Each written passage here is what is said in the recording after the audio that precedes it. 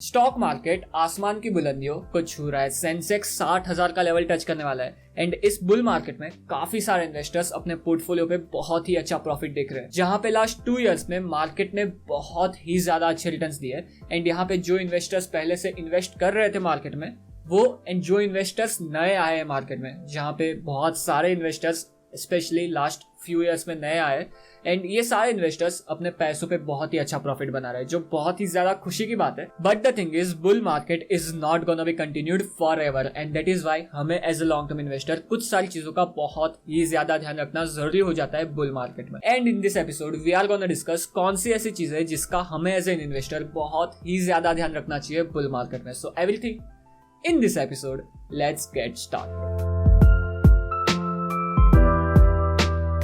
Hey guys, my name is Pratik. I hope you are doing well. And over here, the first thing जिसका हमें बहुत ही ज्यादा ध्यान रखना चाहिए एंड इस चीज को हमें हमारे माइंड में रखना चाहिए, which is market returns are not always linear and that is why be ready for some hiccups as well. जहाँ पे as I told you that bull market is not gonna be continued forever. तो यहाँ पे आने वाले future में कभी ना कभी बेयर मार्केट आएगा, कभी ना कभी स्लगिश मार्केट आएगा और इन सारे मार्केट कंडीशन में हमें सरवाइव करना है and that is why just be ready के पास्ट में जिस तरह के आपको रिटर्न्स मिले हैं आपके पोर्टफोलियो में, जहाँ पे काफी सारे इन्वेस्टर्स ने 50%, 60%, 70% तक की भी रिटर्न्स कमाए लास्ट 2 इयर्स में एंड ये सारे रिटर्न्स मिले हैं आपको, that is great thing. But don't expect same kind of returns in future as well because in a long term, and by long term means I am talking about last 4 decades, approximately 40 to 45 years, जहाँ पे last 40 to 45 years में सेंसेक्स ने approximately 15 to 16% के CAGR returns दिए and last 2 years में market बहुत ज्यादा kind था and that is why market ने बहुत ही ज्यादा फिनोमिनल रिटर्न दिए हैं। बट इसका मतलब ये नहीं है कि इस तरह के रिटर्न्स आने वाले फ्यूचर में भी कंटिन्यू रहेंगे। सो जस्ट बी रेडी कि कभी कभार हिकअप्स आ सकते हैं, कभी कभार मार्केट नेगेटिव रिटर्न्स दे सकता है, कभी कभार बहुत ज्यादा लंबे समय तक मार्केट कहीं जा भी नहीं सकता है। But over a long term you can expect approximately 12 to 15% of returns from the market if you are investing in Sensex और Nifty. The second thing for which you have to be extra careful is इस bull market में don't invest in lump sum, invest in staggered form and ये personally मैं भी follow कर रहा हूँ, जहाँ पे मेरे पोर्टफोलियो का अप्रोक्सीमेटली 30-35% जितना मेरे कैश में पड़ा है एंड ये कैश मुझे डिप्लॉय करना है मार्केट में, जो just I am investing that cash in staggered form because I am personally not very comfortable investing in these kind of levels. So over here मैं थोड़ा एक्स्ट्रा केयरफुल हो रहा हूँ, जहाँ पे मुझे ये सारा पैसा एक साथ मार्केट में नहीं डिप्लॉय करना है। इंस्टेड मैंने थोड़े बहुत वॉच लिस्ट बनाए एंड थोड़े बहुत कंपनीज मैंने सिलेक्ट किए। सो आई एम जस्ट वेटिंग कि मार्केट थोड़ा बहुत करेक्ट हो या फिर वो जो सारी कंपनीज है वो थोड़ी बहुत करेक्ट हो एंड जब वो सारी कंपनीज या फिर मार्केट थोड़ा करेक्ट होता है एंड मुझे जब अपॉर्चुनिटी मिलती है मैं स्टैगर्ड फॉर्म में या फिर इन लमसम जब मुझे अपॉर्चुनिटी मिलती है तब मैं इन्वेस्ट करूँ ये सारा पैसा। And I would suggest the same for you as well, जहाँ पे फोमो का शिकार बनना, फियर ऑफ मिसिंग आउट का शिकार बनना is not a good option specially in this kind of markets. Just be काम एंड अगर आपके पास पैसा पड़ा है तो स्टैगर्ड फॉर्म में SIP के थ्रू या फिर धीरे धीरे अपना पैसा मार्केट में इन्वेस्ट करते जाओ या फिर उन सारी कंपनीज में इन्वेस्ट करते जाओ जिन कंपनीज में आपको इन्वेस्ट करना है। The third thing for which you have to be extra careful is take an informed decision and don't be a victim of FOMO because approximately 1.5 साल पहले मार्च 2020 में ही मार्केट ने अपना 52 वीक लो टच किया था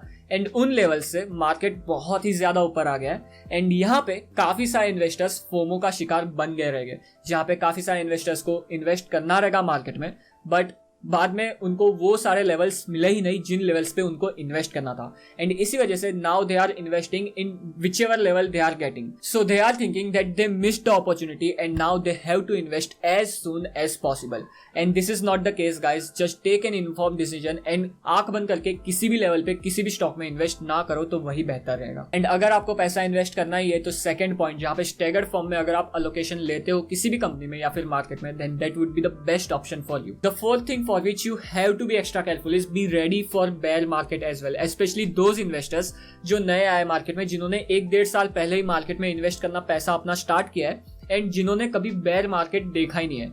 Trust me guys, I am investing and tracking the market from last 4 to 5 years and जब मार्च 2020 में market एक महीने में 40% तक गिर गया था, लोअर सर्किट पे लोअर सर्किट लगा रहा था, that is the whole together different experience guys. And जब इस तरह के क्रैश होते हैं, ट्रस्ट मी गाइस, बिहेवियर को संभालना, अपने इन्वेस्टमेंट्स को इतने ड्रास्टिकली गिरते हुए देखना is a different experience. And काफी सारे इन्वेस्टर्स इस चीज को हजम नहीं कर पाते। एंड जिस तरह से मार्च 2020 में मार्केट क्रैश हुआ था, उस तरह के क्रैश 10 साल में एक बार तो आते ही है। एंड 15-20% के क्रैश तो बहुत ही ज्यादा नॉर्मल है गाइस मार्केट में, जहां पे इस तरह के क्रैश हर 3 से 4 साल में एक बार आते हैं। सो इस तरह की अपॉर्चुनिटीज को आपको ग्रैब करना चाहिए और इन टाइम के मार्केट के लिए भी आपको रेडी होना चाहिए, बेयर मार्केट के लिए भी आपको रेडी होना चाहिए, जहां पे आपके पास एक वॉच लिस्ट होनी चाहिए, जहां पे अगर मार्केट क्रैश होता है और मार्केट में अगर सेल होती है तो आप उन सारी कंपनीज के साथ रेडी हो जिनमें आपको अपना पैसा इन्वेस्ट करना है। So just be ready for bear market as well, and the bear market is the part and parcel of investing in the stock market. अगर bear market नहीं होता तो आपको अच्छी खासी investment opportunity नहीं मिलती stock market में अपना पैसा invest करने की। And the fifth thing is manage your behavior, जहाँ पे investing is the combination of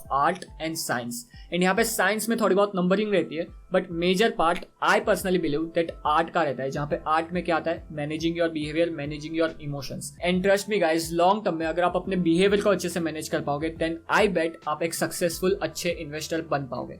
and that is why just learn के अपने बिहेवियर को, अपने इमोशंस को आप कंट्रोल कर सको। एंड स्पेशली जब बेयर मार्केट आता है तब खास, बिकॉज बेयर मार्केट में काफी सारे इन्वेस्टर्स बहुत सारी गलतियां कर लेते हैं। एंड जस्ट नो दैट के मार्केट इज सुप्रीम एंड आप कुछ सारी गलतियां कर सकते हो मार्केट में इन्वेस्टिंग करते समय। And also always be a learner, and जैसे जैसे आप लर्न करते जाओ वैसे वैसे उन सारी लर्निंग्स को आप अप्लाई करते जाओ अपने इन्वेस्टमेंट जर्नी में। But as a conclusion, right now bull market चल रहा है, so enjoy the bull market and enjoy your profits as well. But साथ में बेयर मार्केट को भी ध्यान में रखना, एंड जब बेयर मार्केट आए तो भाग मत जाना मार्केट से, बिकॉज बेयर मार्केट जिस तरह की आपको अपॉर्चुनिटी देगा उस तरह की अपॉर्चुनिटी बुल मार्केट में मिलना is the very difficult thing. And that is why be ready with your watch list and be ready for bear market as well. On that note guys, thank you to be with me in this episode. As always, do like this episode and subscribe to my channel, and don't forget to follow me on Instagram and Twitter as well. मिलते हैं ऐसे ही किसी episode में, तब तक के लिए goodbye.